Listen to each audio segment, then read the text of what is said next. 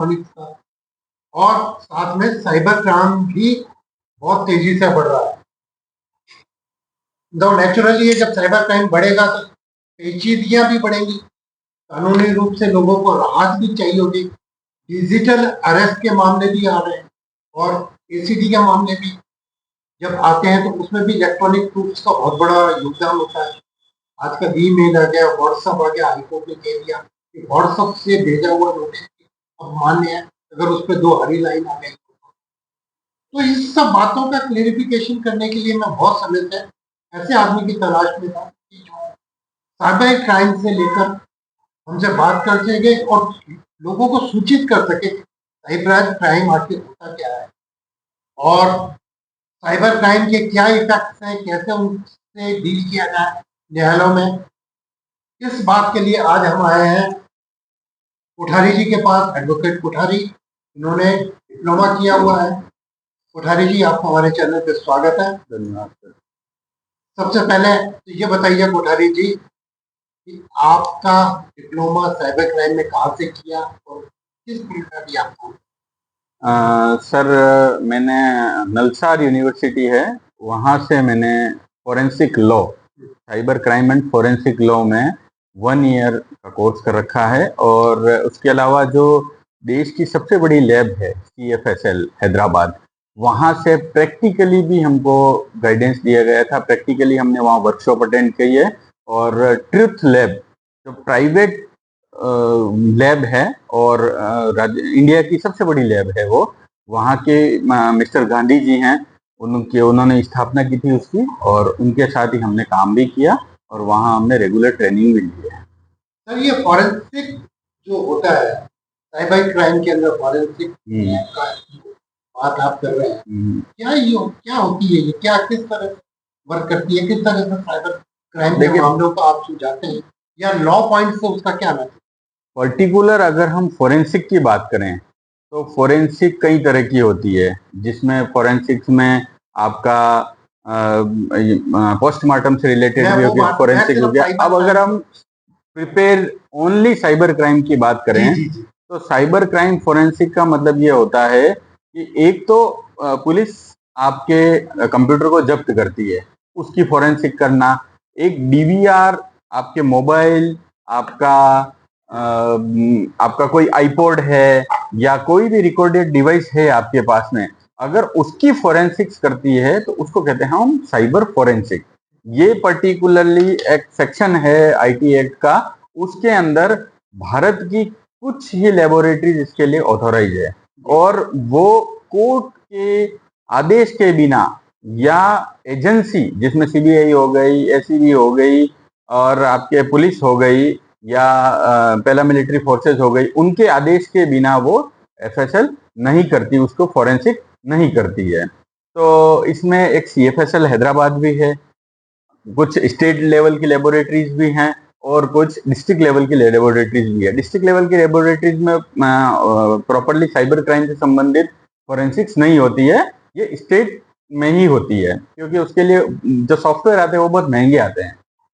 जी, ये एक चीज बताएं कि आजकल डिजिटल अरेस्ट एक ऐसा मामला है, डिजिटल अरेस्ट का, जो एक मन में खौफ पैदा कर देता है।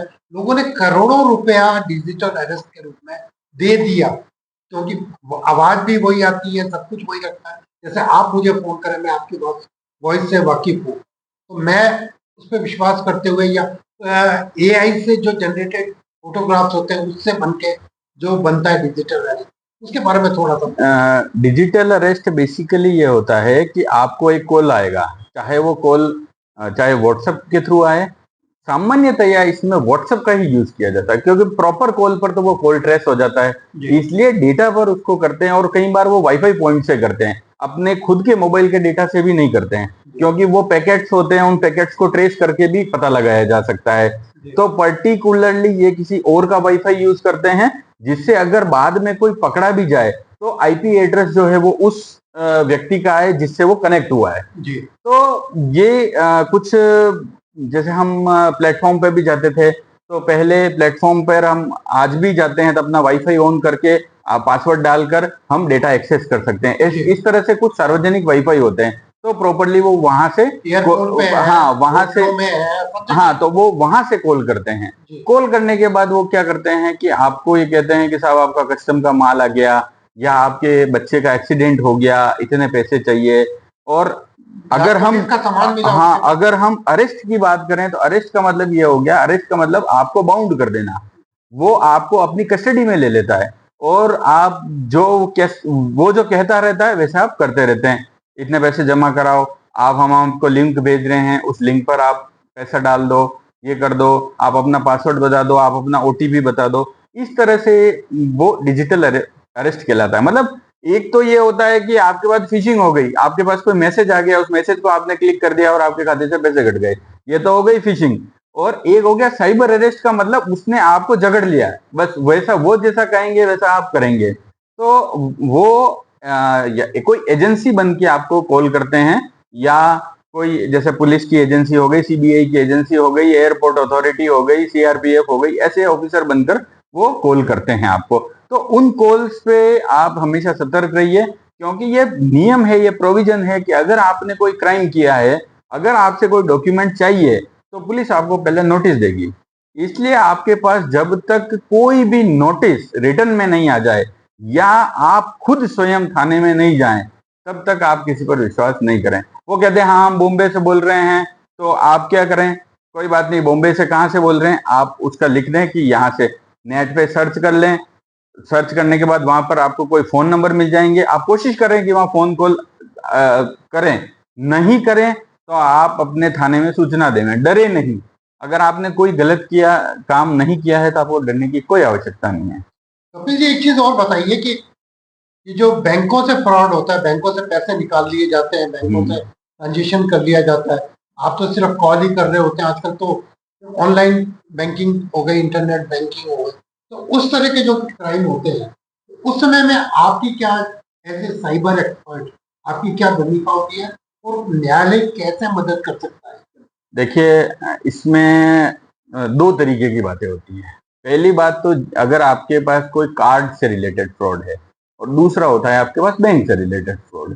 तो जो कार्ड से रिलेटेड अगर फ्रॉड है, आपके कार्ड को कहीं मिसयूज कर दिया, आपके क्रेडिट कार्ड को या डेबिट कार्ड को किसी ने मिसयूज कर दिया है, किसी ने स्वैप कर दिया है, तो सबसे पहले तो आपको कस्टमर केयर पे सूचना देनी है। और कस्टमर केयर पे सूचना देने के बाद ये ध्यान रखिएगा कि 72 आवर्स में आरबीआई का रूल है, अगर 72 आवर्स में आपने सूचना दे दी तो वो सारा पैसा आपको रिफंड किया जाएगा बैंक के द्वारा। ये लाइबिलिटी बैंक पर आ जाती है, लेकिन 72 आवर्स के बाद में अगर आपने किया तो फिर वो 50% हो जाता है, उसके बाद में 25% हो जाता है, और फिर जीरो भी हो जाता है। तो वो लाइबिलिटी बैंक की नहीं होती। पहले तो ये बात हो गई।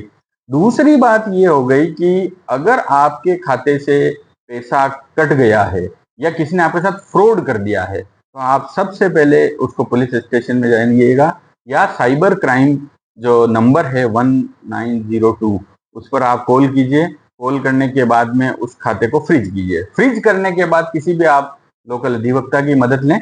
इसमें दो प्रोविजन है। पहला यह है कि अगर आपके पास 2 लाख से ऊपर का ट्रांजेक्शन है तो आप साइबर थाना बना हुआ है, वहां जाइए, वहां रिपोर्ट कराइए। और अगर 2 लाख से कम का ट्रांजेक्शन है तो नियरेस्ट जो भी पुलिस स्टेशन है वहां जाइए, रिपोर्ट लिखवाइए। उसके बाद में उस थाने के जो संबंधित मजिस्ट्रेट साहब हैं कोर्ट में, उनके यहाँ की एप्लीकेशन फाइल होती है कि भाई जो पैसा पुलिस ने सीज करा रखा है या साइबर क्राइम ने सीज करा रखा है, उसको हमको प्राप्त करना है। तो उसके लिए फिर प्रोसीजर चलता है। प्रोसीजर के बाद में उसमें कुछ श्योरिटीज मांगती है कोर्ट, और उसके बाद में वो बैंक को एक ऑर्डर करती है और बैंक आपके खाते में पैसा जमा करवा देता है। जी जी। मगर सर कपिल जी, जो बात हो रही है कि साइबर क्राइम, आप एसीटी में मुख्य रूप से काम कर रहे हैं, उसमें भी जो साइबर का एक बहुत बड़ा रोल होता है, रिकॉर्डिंग होती है, वो क्या चीज है, उसको लेकर के कैसे, क्या ईमेल्स हैं, व्हाट्सएप्स हैं, उनका क्या भूमिका है? दो तरह के केसेस हैं साहब इसमें।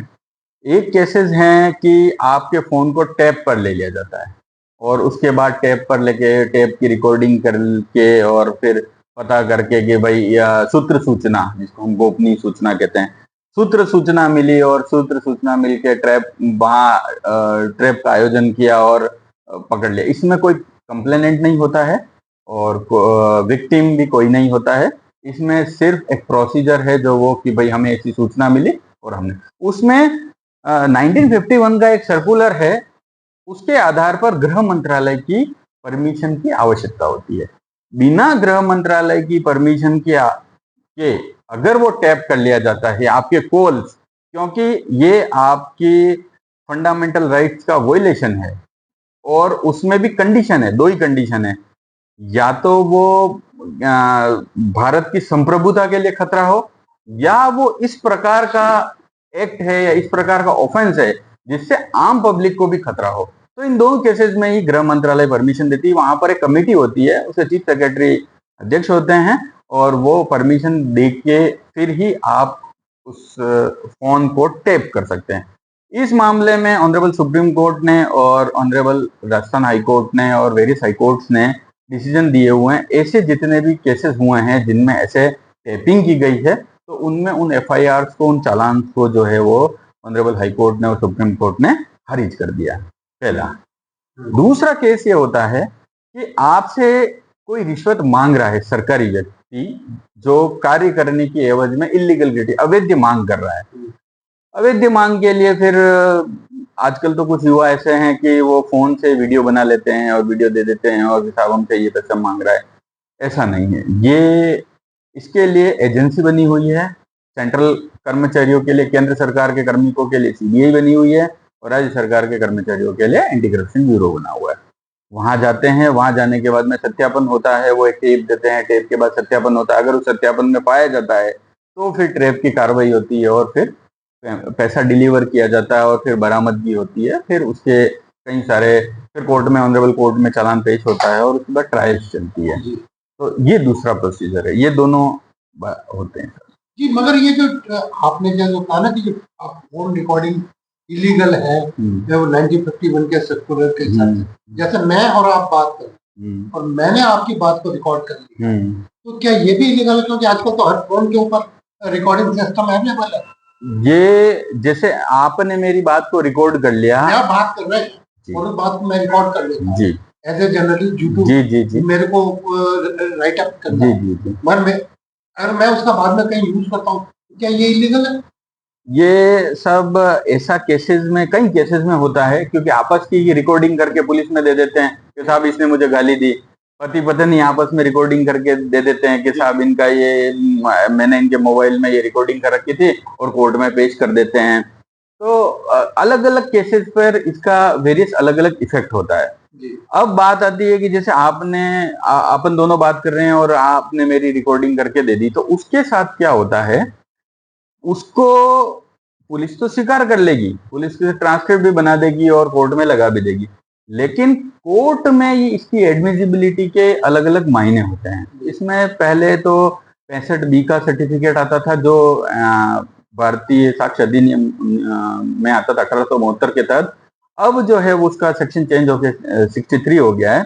उसके तहत एक सर्टिफिकेट लगता है, उसमें अगर आपने फोन से, अगर आपने अपने फोन से रिकॉर्डिंग किया और आपने अपने फोन को ही सीधा एजेंसी को दे दिया और उसको कोर्ट में पेश कर दिया, तो सर्टिफिकेट की कोई आवश्यकता नहीं है। लेकिन अगर आपने उसकी एक सीडी बनाई, उस रिकॉर्डिंग को अपने कंप्यूटर में लिया, उसकी सीडी बनाई और या इसकी पेन ड्राइव बनाई या उसका मेमोरी कार्ड बनाया और उसको एजेंसी को ले जाके दिया, तो उसमें आप एक सर्टिफिकेट लगता है जिसमें 3-4 बातें बहुत इंपॉर्टेंट होती है। जैसे ये मेरे कंट्रोल में था, ये सही कार्य कर रहा था, और इसके मतलब जब जैसा इसमें इनपुट दिया गया वैसा ही आउटपुट दिया गया, ये तीनों चारों कंडीशन मेंशन करके आपको एजेंसी को देना होता है और फिर एजेंसी उसको कोर्ट में पेश करती है और फिर एविडेंस होते हैं और फिर कोर्ट अपनी प्रक्रिया पालन करके उसको एडमिसिबल मानता है। ये जो व्हाट्सएप और ईमेल आजकल के जमाने में बहुत ज्यादा है, जिसको हाई कोर्ट ने भी ऑर्डर किया है कि आप नोटिस भी उसको दे सकते हैं, नोटिस को एक्सेप्ट भी किया जा सकता है। कम्युनिकेशन तो बहुत कॉमन हो गया है आजकल, क्योंकि डाक तो बंद ही हो गई बिल्कुल एक तरह से। उसके बारे में क्या कहना चाहेंगे आप, कहते हैं क्या प्रोसेस? देखिए साहब, जो आप तामील की बात कर रहे हो ये तो कोर्ट की प्रक्रिया का पालन है। अब आपको किसने व्हाट्सएप पे धमकी दी, या आपको किसी ने व्हाट्सएप पर कॉल किया, वो कोई क्राइम में यूज हुआ, या अपन यही मान लें कि चलो फिशिंग में ही वो आपका फोन यूज किया गया, तो सामान्यतया क्या करता है एंड यूजर, क्या समझता है जो सामान्य व्यक्ति है वो तो क्या करेगा, उसका स्क्रीनशॉट लेगा, जैसे हम स्क्रीनशॉट बटन दबा के लेते हैं ना, वो स्क्रीनशॉट लेके और उसकी प्रिंट निकाल के दे देगा। ऐसा नहीं है, हमारे व्हाट्सएप के अंदर ही कॉर्नर पर एक डॉट्स होते हैं, उसमें एक मोर करके ऑप्शन होता है, फिर उसमें एक एक्सपोर्ट चैट करके ऑप्शन होता है।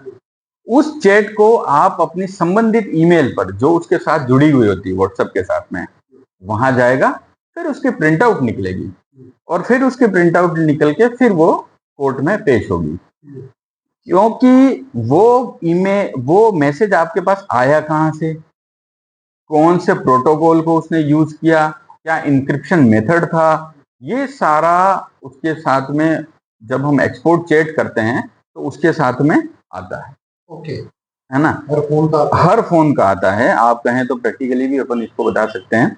फिर ईमेल्स की जो बात है, ईमेल कम्युनिकेशन है, ईमेल कम्युनिकेशन का साधन है। अब आपको किसी ने ईमेल किया और ईमेल में कोई एपीके फाइल दे दी या कोई भी बात हो गई, आप उसको कोर्ट में प्रोड्यूस करना है, तो ईमेल में भी ईमेल हेडर होते हैं उसके, जो हम सेटिंग्स में जाते हैं, सेटिंग्स में जाने के बाद में ईमेल हेडर होते हैं, तो उसकी सिंपल प्रिंट आउट से नहीं चलेगा, उसके ईमेल्स हेडर को आपको कॉपी करना पड़ेगा वहां से, या डायरेक्ट उसमें प्रिंट की फैसिलिटी भी है, प्रिंट करके फिर आपको उसको कोर्ट में देना पड़ेगा। तो ये तरीका हो गया ईमेल का। व्हाट्सएप, ईमेल, अब जैसे बहुत सारे फेस टाइम को यूज करते हैं, एप्पल में फेस टाइम होता है, तो एप्पल में फेस टाइम होता है, तो अब एप्पल के फेस टाइम को तो बिना उसके एप्पल की अप्रूवल के लिए, क्योंकि हेडली केस में भी यही हुआ था कि इवन अमेरिका को भी उन्होंने परमिशन नहीं दी थी। तो इसके लिए तो अब यही है कि एप्पल की परमिशन आएगी और उसके बाद अगर एजेंसी सीज भी कर लेती है तो भी उसके डेटा को रिट्रीव करना वो एफएसएल ही कर सकती है। उसके लिए सॉफ्टवेयर जो आते हैं वो बड़े महंगे आते हैं, वो एफएसएल के पास ही होते हैं। तो ये बेसिकली 2-3 एंड्रॉइड फोन में तो हम ले सकते हैं। ईमेल्स को और उनको देखना जरा सा काफी सर, हाँ वो थोड़ा टिपिकल है, पर्टिकुलर एप्पल फोन में टिपिकल है, लेकिन अगर आप वही आईडी जीमेल पे बनी हुई है, याहू पे बनी हुई है, तो कंप्यूटर से अपन उसको एक्सेस कर सकते हैं। कंप्यूटर से किसी सॉफ्टवेयर के थ्रू आईपी एड्रेस पता चल जाए तो उसको हम एक्सेस करके, क्योंकि मैं टेक्निकल फील्ड से भी हूँ तो उसको हम एक्सेस करके, टेक्निकल फील्ड से ऐसे कि मैं राजस्थान सरकार में भी डीओआईटी डिपार्टमेंट में रहा हूँ। अच्छा, हाँ, और मेरी जो बेसिकली एजुकेशन है वो सारी कंप्यूटर फील्ड की है, तो दोनों चीजों के तो इसलिए क्या है कि उसको हम प्रिंट आउट करके निकाल सकते हैं। जी। मगर एक चीज और बताएं कपिल जी, कि आम आदमी साइबर क्राइम के अंदर जो 65 भी है या मेथडोलॉजी उसको नहीं जानता है, मगर उसके पास सब चीजें हैं, जी, वो प्रॉपरली कोर्ट में प्रोड्यूस हो सके, उसके लिए आम आदमी कौन कौन सी सावधानियां? देखिए, सबसे पहले तो जिस फोन से क्राइम हुआ है या जिस फोन में आपने रिकॉर्डिंग बनाई है, यार लड़ी झगड़े की रिकॉर्डिंग बना ली, सपोज आप रास्ते में जा रहे हैं और आपको लगता है कि यार ऐसा कोई क्राइम हो रहा है, तो आप एक नागरिक होने के, भारत देश के नागरिक होने के नाते आपने उसकी रिकॉर्डिंग कर ली तो जर्नलिस्ट तो करते ही, आप तो करते ही है जर्नलिस्ट, तो रिकॉर्डिंग कर ली। रिकॉर्डिंग करने के बाद में जिस फोन में रिकॉर्डिंग किया आपने, उस फोन को हमेशा इंटैक्ट रखना होता है और उस वीडियो के साथ छेड़छाड़ नहीं करनी है, जैसा उसको बनाया वैसा का वैसा रखना होता है, क्योंकि जैसे ही आप उस वीडियो रिकॉर्डिंग में छेड़छाड़ करेंगे उसकी हैश वैल्यू चेंज हो जाएगी। अब ये हैश वैल्यू भी एक बहुत बड़ा होता है। इसको सामान्य भाषा में हम ये समझें कि जैसे मैंने ये लिखा कि I am a citizen of India, ठीक है, और मैंने उसको सेव करके कंप्यूटर में एक फाइल बना दी, लेकिन सेकंड टाइम मैंने उसको खोल के एएम को हटा दिया और उसको सेव कर दिया कंप्यूटर में वापस, तो उसकी हैश वैल्यू बदल जाएगी। वैल्यू तो बदलेगी क्योंकि उसका जो टाइमिंग है, डेट है और लैंग्विट्यूड, एटीट्यूड सब, वो उसके सेक्टर्स होते हैं, उसके ट्रैक्स होते हैं, वो चेंज हो जाएंगे, तो उसकी एक हेक्साडेसिमल वैल्यू बनती है, तो हेक्साडेसिमल वैल्यू बनने के बाद में वो चेंज हो जाता है, दोनों में परिवर्तन हो जाता है। तो इससे क्या उसकी एडिटिंग में का पता लग जाता है कि साहब इसमें एडिटिंग हुई है। अब जब एडिटिंग हुई है तो कोर्ट उसको स्वीकार नहीं करता है। कोर्ट का ये मानना है कि एविडेंस जो होना चाहिए वो बेस्ट होना चाहिए, बेस्ट एविडेंस का रूल है। तो बेस्ट एविडेंस अगर, तो सबसे पहले तो आप उसको फोन के साथ छेड़छाड़ करनी नहीं है। फिर जैसे ही आपको एजेंसी मांगे आपको तुरंत उनको प्रोवाइड करना। अब आप फोन तो देंगे नहीं क्योंकि ये तो डेली यूज में आता है। तो उसकी जैसे ही पेन ड्राइव बनाएंगे या उसकी सीडी बनाएंगे तो उसी समय या तो एजेंसी आपसे या पुलिस जो भी है एजेंसी है वो आपसे 65B का सर्टिफिकेट, क्योंकि उनको तो इस बात की ट्रेनिंग दी जाती है। और अगर नहीं लेते हैं तो वो दौरान मतलब कोर्ट की प्रक्रिया के दौरान भी 65B का सर्टिफिकेट दिया जा सकता है। तो 65 तो लास्ट तक वो कभी भी दे 65B सकते हो। 63 तो वो कभी भी दिया जा सकता है। हाँ। इसमें कोई बात नहीं है। बेसिकली एडिट नहीं होना चाहिए, उसके साथ कोई छेड़छाड़ नहीं होनी चाहिए। अगर छेड़छाड़ हुई तो फिर वो एडमिसिबल है। ये सबसे बड़ी बात कपिल जी जो बात आती है कि न्यायिक प्रक्रियाएं इतनी डिले होती है। जैसे आज से 20-15 साल पहले जब ये इक्विपमेंट्स आए थे तब किसी ने कुछ किया बनाया है। और आज बहुत सा चेंज आ गया। या वो जो फोन्स हैं उनकी बैटरियां आउट ऑफ डेट हो गई या वो जो कंडीशन है वो वर्किंग में नहीं रहे। तो वो जो हालात क्योंकि technology day by day change हो रही है। आज मैं आपकी ये रिकॉर्डिंग जैसे भी कर रहा हूँ, कल मान लो कहीं ये प्रदीप हो और तब तक ये फोन की जो लाइफ ही खत्म हो जाए, बैटरी खत्म हो जाए, सॉफ्टवेयर डिलीट हो जाए, ऐसी कंडीशन में कैसे क्या? इसीलिए तो उस वीडियो को, जैसे आप ये वीडियो रिकॉर्ड कर रहे हैं तो इस वीडियो को उस लेकर एक पेन ड्राइव में स्टोर कर देते हैं। तो पेन ड्राइव का बेसिकली वो स्टोरेज यूज के लिए आती है।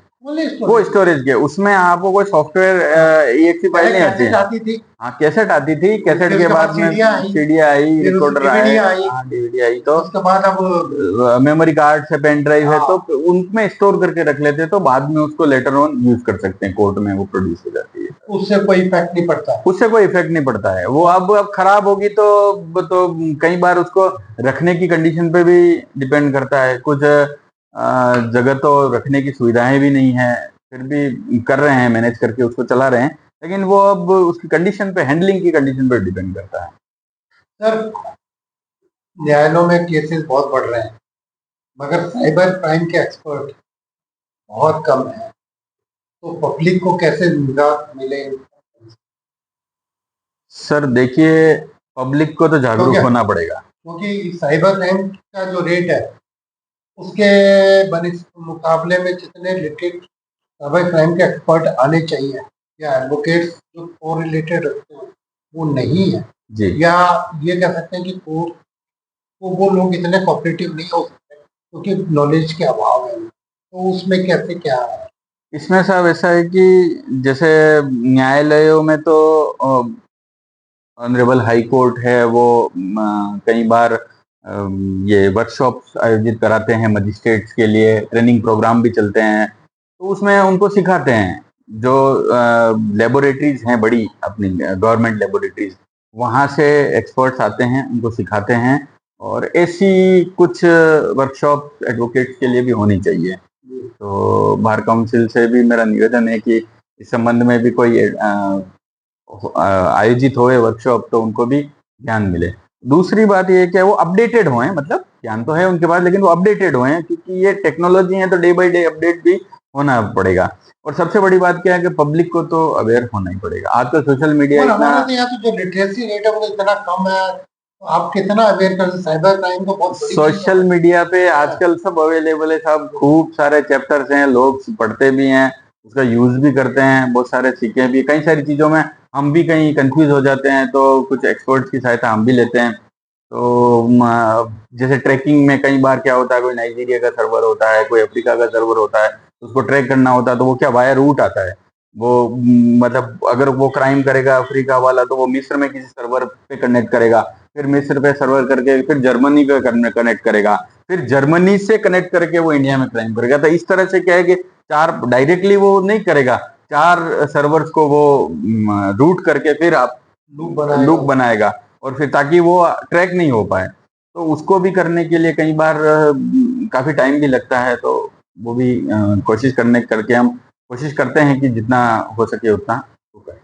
ये थे कपिल कोठारी जी, एडवोकेट, जो कि साइबर क्राइम के एक्सपर्ट हैं और अभी एसीबी के मामलों में पूरे राजस्थान में अपने केस लड़ रहे हैं, जिनसे हमने ये जानने की कोशिश की कि जो जनता है वो जो आजकल डिजिटल अरेस्ट है या साइबर क्राइम, उसकी जो समस्या आ रही है उससे कैसे निजात पाए, उसका क्या तरीका है, किस तरह से अपना जो इलेक्ट्रॉनिक एविडेंसेस है उनको आप सेफ रख सकें, उसके बारे में क्या प्रिकॉशंस की जरूरत है और क्या कानूनी प्रक्रिया है जहाँ से आपको मदद मिल सकती है।